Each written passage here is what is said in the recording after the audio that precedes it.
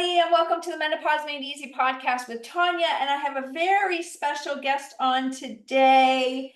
I'm going to call her Jessie or Dr. H. And I have like a problem with language, but I'm going to go with Jessie Hehmeyer, even though she just told me. I have like such a short-term memory block there today. Anyway, beautiful guest on, and we're going to talk about 3 overlooked causes of a slow metabolism, because everybody's always like, I got a slow metabolism. What's the matter with me? Well, we're going to tell you what it is today.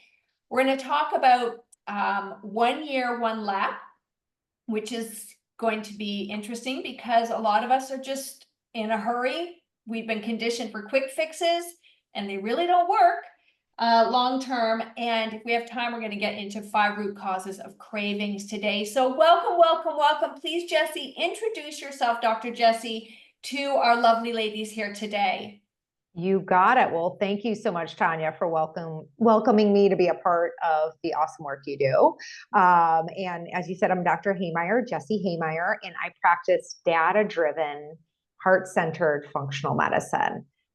We might also, for some of you might be familiar with the term functional medicine. Some of you may not. Another way we could say that is data-driven natural medicine that is really seeking to understand and address the root cause of health conditions, symptoms, conundrums, all of those things. So when I partner with people, it really is a journey to understand what's at the source of health challenges and conundrums and progress to resolve them in a way that is wholehearted, right? Comes from a place of self-love. And I just adore the work that I do. My practice is called Well Empowered, and it's truly a privilege to join people in their health journeys. Lovely. And unlike my Instagram, which is a rambling ADHD messy mess, your Instagram is perfection. Oh my goodness. So anyway, check it out, everybody. Thank you. It is beautiful. So, all right, so let's jump in, because you say your superpower is guiding women in producing and sustaining transformative health outcomes by like this data and the heart. And, you know, I just did an episode on the power of simple shifts and collecting data on ourselves and having faith. And I had a sugar addiction, and I was always trying to get from the bottom of the mountain to the top of the mountain in one leap.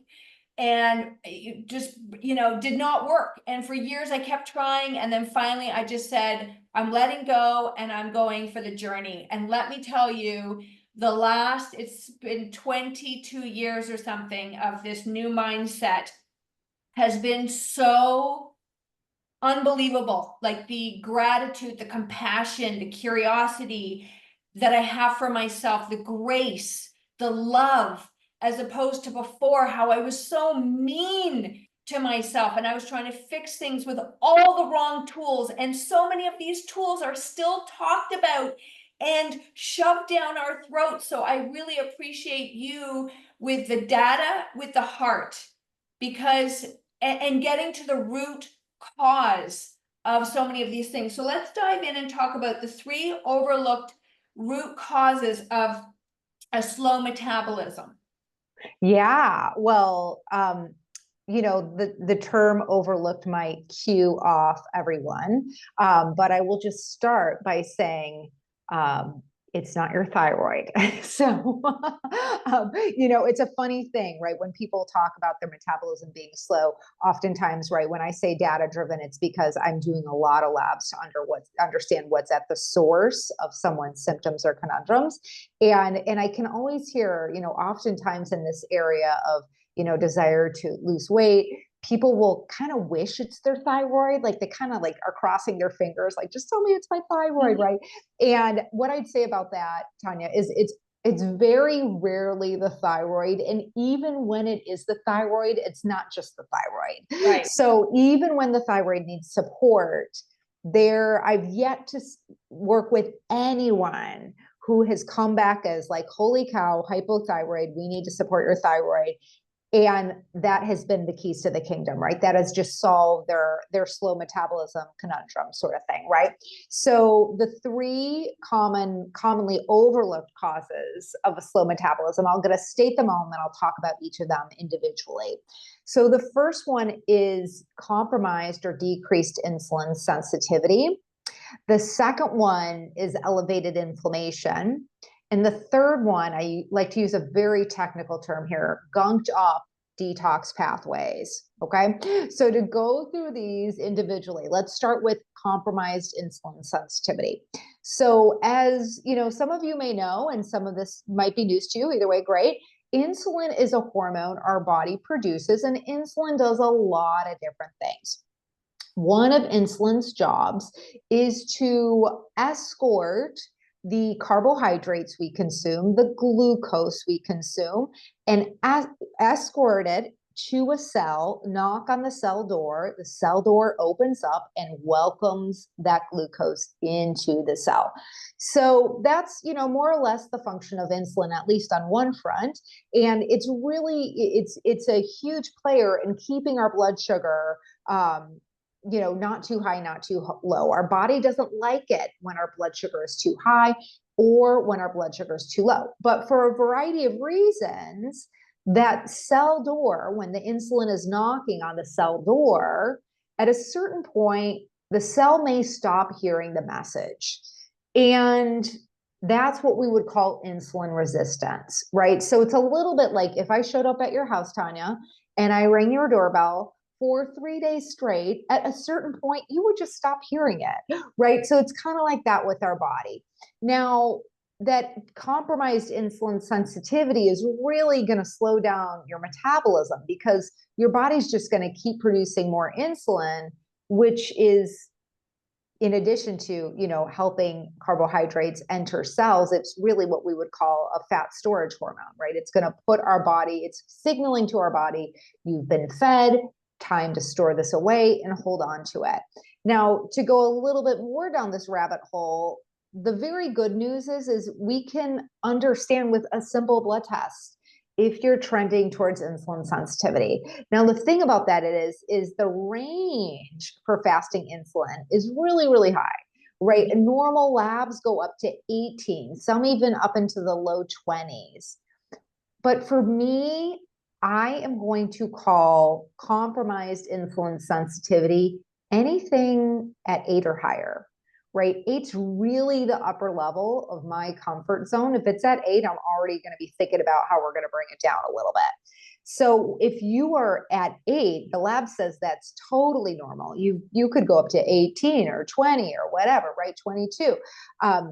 If you're 8 or above, that is a sign that compromised insulin sensitivity is playing a role in your slow metabolism. So that's number one. Number two is increased inflammation. I actually did my thesis paper on this for my master's. Inflammation, so inflammation, when it's elevated, it's going to put our body into metabolic conservation, aka fat storage mode. And the reason is it's actually a very intelligent mechanism, right? We're supposed to produce inflammation in response to injury or infection. And if you think about, you know, hundreds or thousands of years ago, if someone had an injury, let's say they're out hunting in the woods or gathering in the woods and they have an injury and nobody's around to help them, their body better be able to conserve the calories they've got for long enough, right, until they're healed, right? So it serves a very, very good purpose. Now, the problem with this today is that a lot of people are dealing with chronically elevated inflammation. So not just inflammation in response to an injury or an illness, but chronically long-term elevated inflammation. This also is a knowable number, right? Sometimes someone will come to me and they will say something like, oh, I feel so inflamed. And I'll ask them what it's, you know, tell me what your symptoms are. They might say, well, I'm bloated, or my joints hurt, or my skin's red, or something like that. But more often than not, Tanya, inflammation will be elevated without any known symptoms, right? There might be symptoms, they just don't know they're connected. And so we can measure inflammation and see if this is playing a role in a slow metabolism. different things we can look at in the world of inflammation. One is HSCRP, high sensitivity C-reactive protein, also known as HSCRP. And I want to see that under 1.5. Sometimes when I'm working with someone and I see it come back, right, it's elevated, this is like ding, ding, ding. We just struck gold because now we know what to go after, right? So it's fun to find these things because then we can take actions to shift them. But when we see that inflammation elevated, 4, 5, 6, I'm going to let that person know it's going to take a second before your body starts to lose weight. Because first we've got to break this vicious cycle of inflammation. It could be 4 weeks, it could be 5 weeks, it could be 6 weeks, but it's so cool because, we do go back and check numbers again, right? So if inflammation's elevated, we're going to check to make sure it's come down. But even before that 6-week mark or so, we're going to start to see the scale trending in the opposite direction. And it's almost like a light switch sort of thing. It's like, no, even though I always do recheck, it's a little bit like, oh, we almost don't need to because we see that it's lower because now the scale is starting to move, right? And then the last one that I mentioned, that gunked up detox pathways, right? The word detoxification, right? It gets thrown around so much these days. And I always think like, well, if someone created a supplement with the word detox on it, they'd probably just sell a lot because everybody loves the word, right? But detoxification, that's actually physiological processes. And the entire, intention of detoxification is to take things that are fat soluble and turn them into water soluble things so that we can get them out of our body. Fat soluble entities, we don't get out of our body. We're not supposed to let go of fat through our urine or our stool or our sweat or our breath. We do, however, when we turn those fat soluble things into water soluble things, they exit the body through our urine, through our bowel movements, through our sweat, through our breath. So when those detox pathways are not working fabulously, that could be either given by too many toxins coming in. It could be given by those processes require a lot of vitamins, minerals, antioxidants, proteins. Someone might have a deficiency on some of these things or a combination of these things.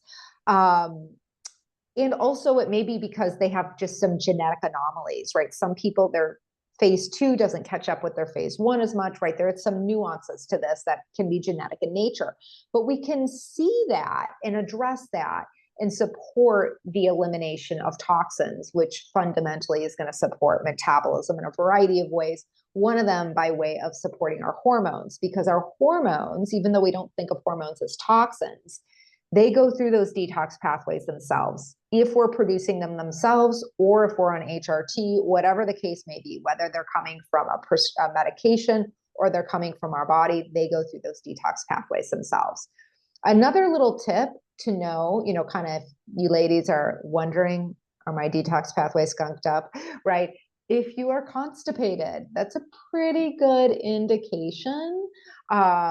There's a great phrase. I wish I had made it up. I didn't, but I love it. It's we're not just what we eat, we're what we don't excrete, right? So we reabsorb toxins that we're not eliminating through our bowel movements. So, for the people who are having bowel movements twice a week, or maybe you have bowel movements more regularly, but they're kind of like the bunny pellet kind, that's, I'm going to be thinking about, okay, a little detox support would probably go a long way in supporting your metabolism.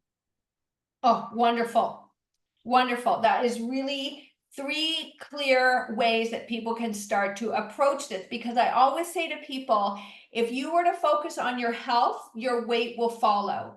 And we have been too indoctrinated into just weight. And it's really interesting. I do free lunch and learns every month. And we just did preventing with midlife weight gain. And so I asked everybody, do you know your weight? Of course, everybody puts their hand up. Okay. I said, do you know your waist circumference? No.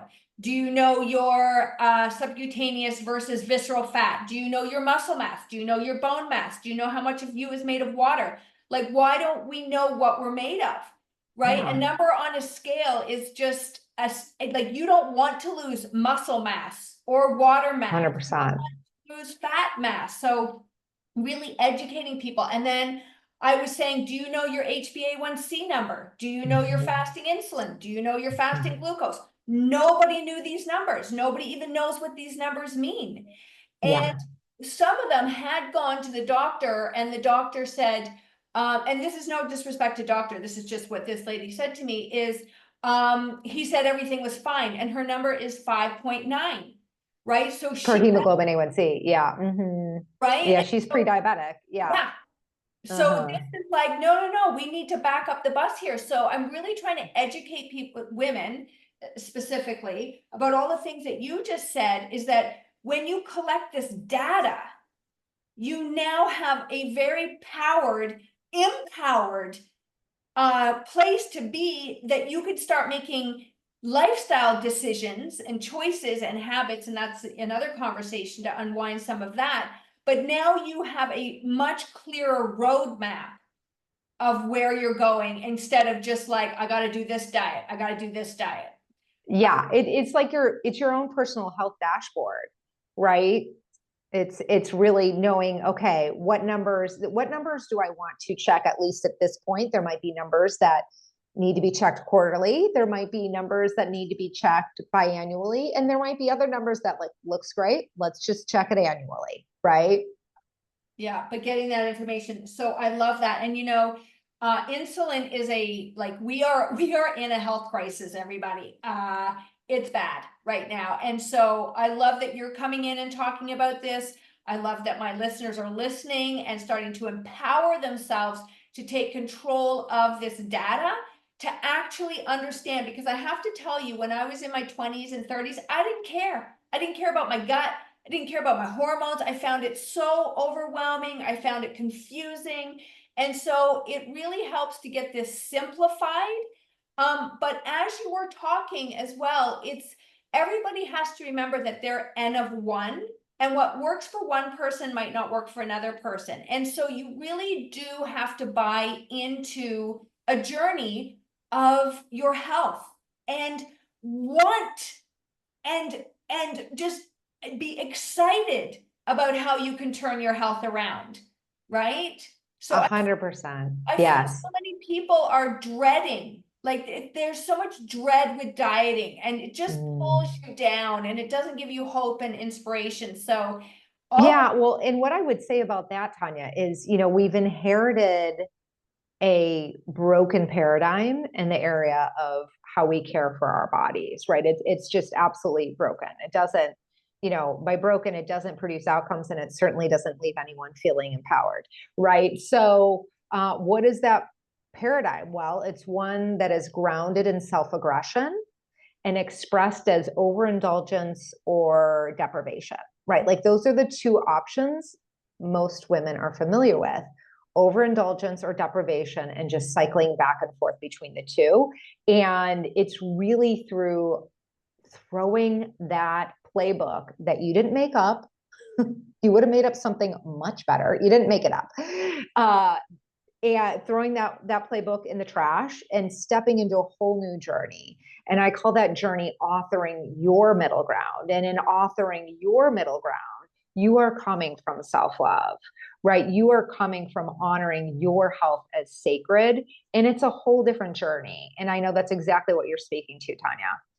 Yeah, yeah. And my heart goes out to everybody, because I was stuck in the programming, because it's all around us. So you have to be willing to trust and step out and have faith that and this is why I love sharing stories, because there's power in stories. And I know if I can do it, because I was a full-on food addict for sugar and simple carbohydrates, and I still eat them, but I eat them differently, with a lot more knowledge and a lot more skills, and a real understanding of how I want to be in the future. And it's not always easy. Like it's not always easy in a moment to be able to not indulge in something and be able to think ahead in the future. Like it takes work to be able to do that. So, for anybody going through it, I'm giving you a big hug, because it does take effort.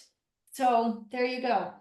Okay, I just want to mention one thing, because I pulled up my blood work while you were talking. So I looked at my fasting insulin. So I'm in Canada. So I Mhm. don't know if the numbers are different. So on my blood test, so I want to just make this very clear for people who are in Canada versus the US.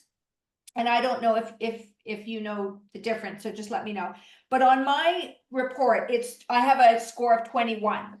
Okay. And when I slide over, the range can be anywhere from 20 to 180. Yeah, it's definitely different than the US.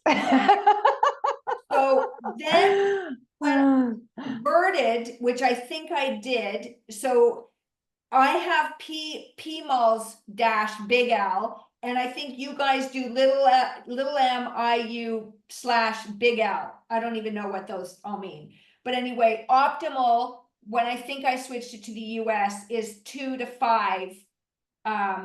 So that there is some kind of difference there. So yeah, I would just say, yeah, on here I say above 10 is concerning, but you're saying above 8 is concerning. And above Right. is significant. Exactly. Exactly. Okay. Yes. Yes, So yes, yes. I just wanted to make that clear because I have a lot of Canadian listeners that if they go and look at their fasting insulin, they go, oh my God, like it is, it is, a different number, just to make sure Yes. you do your calculations for the country you're in. Okay. Thank you for making that clear. I appreciate that, Tanya. Yes, absolutely. Okay. Yes. Good. Mm-hmm. Okay. So what do you mean by 1 year equals 1 lap? Yeah, well, in 1 year, 1 year of making the shifts that will produce what I like to call your must have health outcomes. Um, in 1 year, you will encounter all of life, right? You will encounter joys, will encounter challenges, just even in the emotional department.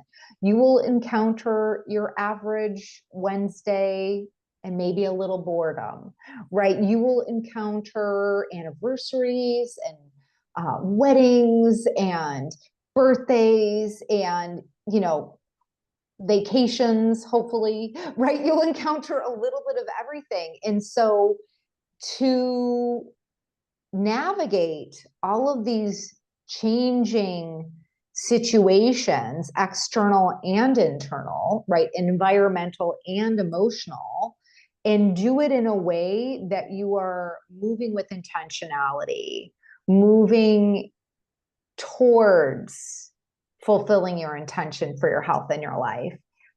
1 year is one lap, right? Like you haven't yet had a holiday season where you're practicing honoring your health as sacred. Most people, they've chosen holiday seasons is overindulgence. January 1 is deprivation, or maybe January 2. We'll keep January 1 overindulgence, right? But you get the picture, right? So it really is 1 year is one lap. And so, given by the broken paradigm we've inherited, people often, feel like they're the failure, right? When they are 2 months in and they look back at their weekend and they regret a choice they've made. And to me, it's like, no, that's actually useful. Let's learn from that, right? Mhm. Regret can be a useful thing when we learn from it. Shame, I don't think is super useful, right? Shame is like bad me, I'm bad. There's no way out of that cardboard box, right?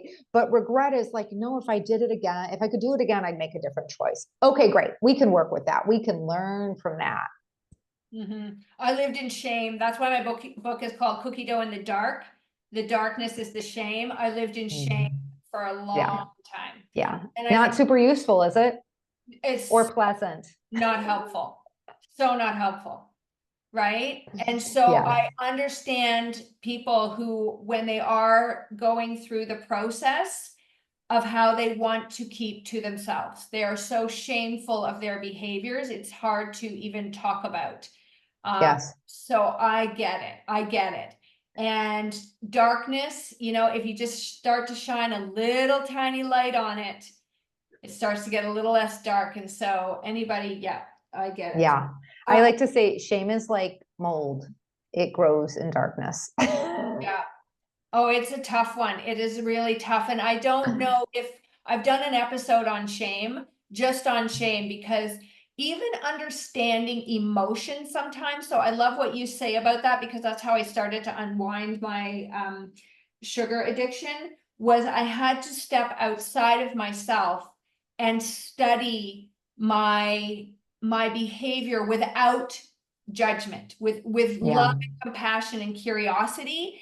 And I love how, because I talk about this again, is that you are different, like, especially when you live in a country that has seasons, you eat differently in the winter as opposed to the summer. You eat differently spring and fall, even, like you can start to see you can start to see the transition of your movement, of your sleep, of your energy. And so when you give yourself this full year, which so many people say, I don't have that much time. And I'm like, it didn't take you 1 week to become an addict or overweight. It takes time, right? And so it's going to take time on the back end. And when you go through these experiences and you can say, what did I learn from this celebration or this season that I can now, moving forward, do better next time? Mhm. And then you just practice. I just say we practice and we play. We practice and we play. That's all we do. And then you find the fun in it as opposed to all those judgmental thoughts. So I love that. I love that, because I think it's so important that we understand and we give ourselves the gift of time. And it doesn't mean it's a year until we get a result. It just means it's a year of really noticing behavior and how can we continue to improve on that behavior. Yeah, absolutely. Hmm. Lovely. Yay. And then, okay, one of mine that would probably be very near and dear to my heart is the five root causes of cravings. I'd love Yeah. more five root causes. Yeah. Well, it's interesting because the first one, it goes, it's joined at the hip with that, compromised insulin sensitivity. So similar with the three, I'll kind of high level speak the five root causes of cravings, and we'll talk about each of them individually. So the first one is living on the blood sugar roller coaster. So we'll talk about that a little bit more. Nutrient deficiencies can promote cravings. Yeast overgrowth, or even just some kind of disruption of the microbiome as a whole, can cause cravings.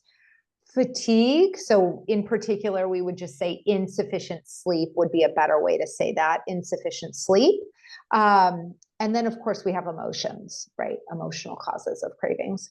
So with that, to start at that first one, blood sugar roller coaster, to kind of tell the physiological story of how your blood sugar variability can lead to cravings. When we eat a high carbohydrate or a high sugar food or meal, to say a little bit more about that, we're talking about, yes, sugar is fairly obvious. Most people are familiar with what that is, right? But even things like pasta or white potatoes or bread or white rice, all of these things have the same impact on our blood sugar as sugar. One of the things I do with the people who I work with, when appropriate, sometimes we do this, is we bring in a continuous glucose monitor, a CGM. And one of my favorite things is, like, the first time they eat like pasta or potatoes or white rice, they're like, oh my God, did you see what my blood sugar did? And their sense of amazement at the impact, the physiological impact, really validates the sense that, like, it's hard to believe, because they don't taste sweet, that they act the same as sugar, but promise me they do. So anyway, a little bit of a divergence there. But so when our blood sugar goes up really high, as we said before, our body does not like that. So our blood sugar goes up real high. Insulin comes to the rescue to bring it down, but it overshoots and our blood sugar goes really low. And when our blood sugar goes really low, that's when cravings get kicked in. And it's very intelligent, because our body doesn't like it when our blood sugar is low. It's an alarm signal. It's dangerous. We need a little more sugar in our blood system, right? So that's when cravings get kicked in. Typically people will get grouchy then, may have trouble focusing. Those are some of the other common symptoms of low blood sugar. So we have that. Nutrient deficiencies, to move on to number 2. People can have nutrient deficiencies or insufficiencies that, so insufficiency means that it's lab normal, but not optimal for you and your body. And those absolutely can affect whether our satiety hormones are working well. They can also, play a role in stabilizing our blood sugar. So there are a lot of different ways that nutrients interact with our body to help us feel satiated. There's also a lot of research around, people who are consuming high calorie, low nutrient foods. And this discussion of they're actually, one of the reasons why they're eating such large quantities is their body is starving for nutrients. They're calorie rich, but nutrient poor, right? So this is a great example of how that can show up in real life, right? The third one we talked about was yeast overgrowth or disruption of the microbiome other than yeast. But, yeast in particular, yeast is also known as candida. When they're present in excess in our body, they hijack our brain, and they're kind of like, feed me, feed me, feed me, right? And they love sugar and simple carbs. So it's a really cool thing when we do find that there's excess yeast in the body and we go after them. After about, usually it's like 10 days where people are like, that was tough, right? But after 10 days, cravings are gone, right? They no longer feel owned by food. They have their sanity back. And part of that is because we've been reducing the quantity of the yeast simply by starving them, right? They're not able to hijack your brain and promote those cravings. There are some other bacteria that can play a role in cravings versus satiety too, but yeast is definitely a very common one I encounter. Then we have, insufficient sleep, right? So with insufficient sleep, our body it's like a case of mistaken identity. Our body thinks I need energy in the form of food, but what it really needs is energy in the form of sleep. So it's a case of mistaken identity there. That's very common. And also, there's a lot of great research that shows that when people are getting less than 7 or 8 hours of sleep, that's what most people need. Their insulin sensitivity is impaired. So then you're like doubling down on another source of cravings there. That blood sugar roller coaster is going to be exacerbated. And then the fifth one we talked about was emotions, which I'm sure does not come as a surprise to anyone, right? Whether it's boredom or excitement or, feeling anxious, right? People do self-soothe with food. And I think one of the things that can be really useful is seeing the good intentions behind it, right? You really are looking to have yourself feel better. You're looking to self-soothe. Now let's see if we can find ways to do that are in alignment with your intention for your health in your life, right? And that's a journey. Mm-hmm. Oh yeah, I identify with all of those. So, or I used to. So I was just, part of my podcast is really really addressed cravings and sugar, just because that's been my pathway. And I see it with so many women, because people will say, well, I don't eat sugar, I just eat chips. I'm like, same thing. It's the same thing. Popcorn, same thing. It's the same thing. Your body breaks it down to the same thing, right? So there's that level of education that you were just mentioning at the beginning. And blood sugars, like I said, I didn't care about my blood sugars. It was so complicated. Insulin, glucose. I was just like, oh my God. So how can we make this really simple? I have not worn a continuous glucose monitor, but I have learned a lot from listening to people that wear them. And if I could be completely honest with myself, I know when I've had too much.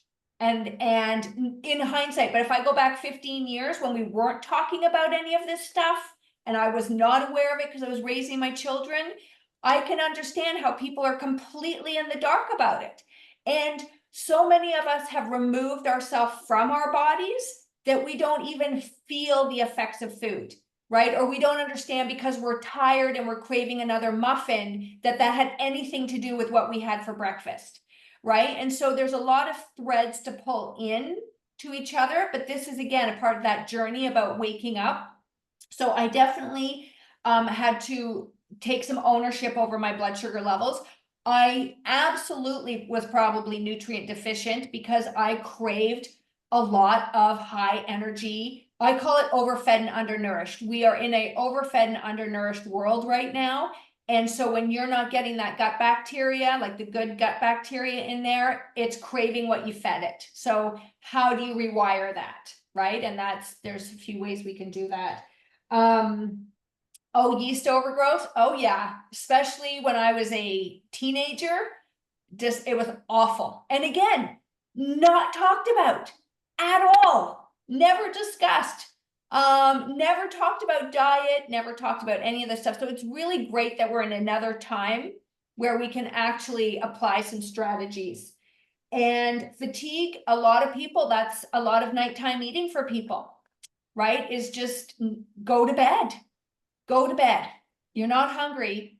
Easier said than done sometimes, but and then emotions, right? You really have to unpack a lot of emotions, which I spent a lot of years doing.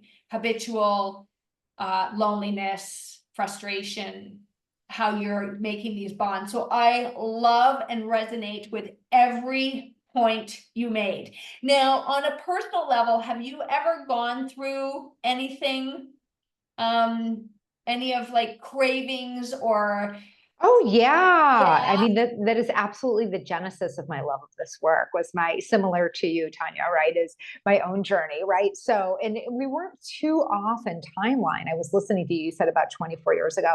So for me, it was 20 years ago when I drew a line in the sand. And I really, it was not just one aha moment, it was a number of aha moments. But one of the central themes was I really got present to my struggle with food in my body and riding the weight loss roller coaster was costing me my life, right? Like it was costing me the life I intended to live, because it was interfering with my capacity to be fully present with others. It was interfering with my capacity to contribute to the extent that I'm committed to contributing in this world. And when I got that, I was like, hell no. Like, no, I don't know how I'm going to solve this, but I will solve this. And, someone please help me. Right. And, surrendering, stepping into grace and getting really curious. What is my vision of vitality for my health and my life? And, how will I journey in alignment with it in a way that taps into wisdom, my wisdom, other people's wisdom, wisdom of a higher power, right? And so yeah, and I really, I made a pledge, you help me with this and I will devote my life to helping others, right? And ultimately it led me back to get 2 graduate degrees so that I could really customize my approach. I could really understand physiology and biology at a whole new level and be able to, work with people. And just like you said, Tanya, N of one, their bodies, their health. Yeah. You know what? I think when I resonate with what you just said too, because I've spent the rest of my life really sending this message that you are in charge of your own health, that you are empowered, that if you want to change, you can do it. You need skills and tools that are not taught a lot. And so I can hear your heart coming out. There's that heart-driven aspect of you where you've got the data, you've got the heart, you've lived in the experience. And so, I can remember when somebody saw the name of my book, Cookie Dough in the Dark, and he's like, why don't you just have one? And I'm like, you don't have a problem. Right. And so some people can have one cookie and move on. Some people can have one drink and move on. And it was affecting my life. It was all I could think about was food. And then I would eat too much, and then I would not be nice with my kids and my husband. I would not be nice to myself. So it depends on a scale of 1 to 10, how much is this impacting you? Because if it really is, if it's not much, then maybe that's not your issue. But if it really is and you want to change, there's definitely help. And I love how you just said surrender. surrender to a higher power, whatever that higher power is to you. I was just talking to somebody who was consumed with alcohol, and she said, I surrendered. And I always say that to people, you cannot do this by yourself. You cannot,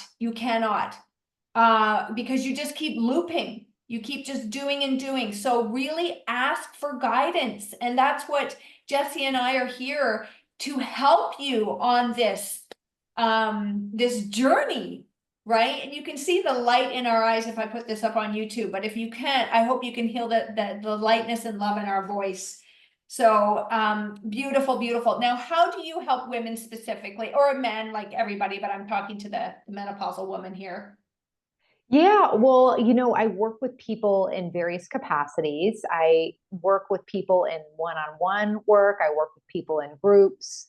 And really, it's through, doing the work, right? It's doing a thorough health audit to understand where physiological barriers are to the outcomes people are seeking rather, and also guiding people and authoring for themselves their vision of vitality for their health and their life so that they can tap into that. And of course, guiding people through the journey through, information is not the same as outcomes. So translating information into outcomes over time. And then, as I mentioned earlier, we're rechecking our work. We're checking those labs again to see how things have shifted. Of course, I want them to notice the difference in how they feel and maybe how their clothes fit or the number on the scale, all those different things. But we want to check our physiological work also. Absolutely. And you have a couple of freebies that you can share. What are those? Yeah, well, so for anyone who's interested in exploring working together, please schedule a complimentary consultation at Well Empowered and make sure you let me know Tanya sent you because you will be gifted 10% off if you choose to proceed in working together. If you do sign up for our mailing list at the bottom, one of the things you will receive is a weekly dare. I love it. I love a good dare, right? And these weekly dares are just simply micro habits, right? They're these tiny little habits that people can stack. And they're a fun way to engage and play in the area of wellness. Perfect. I love that word play again. Play. That's what we're doing, everybody. It's playing. Yes. When you can tap into that mindset, I think it is so freeing. It's so yes. freeing. So I love that. Yes. And I just say to people, we are a product of our habits, right? And so if you can just start to simply shift those habits, I like small sustainable shifts consistently over time, you will change. Because if I look at the habits I used to use, I produced that person. Now I look at the habits that I do now and I've produced a new person. And so just like you said, this vision of vitality, I love that, of where do you want to go? And I would just love to hear your thoughts on how to help people grasp the future self versus this immediate moment. What's one tip that you can think of to share? Yeah, well, I invite all of you who are listening right now to grab a pen and paper, unless you're driving, in which case do that later. But really, actually, do this exercise. And the exercise I invite you to engage in is I invite you to time travel to the 5-year future. Mm-hmm. And, standing in this 5-year future, envision yourself with your health and vitality as you intend and desire they occur. And then I'd like you to write that story.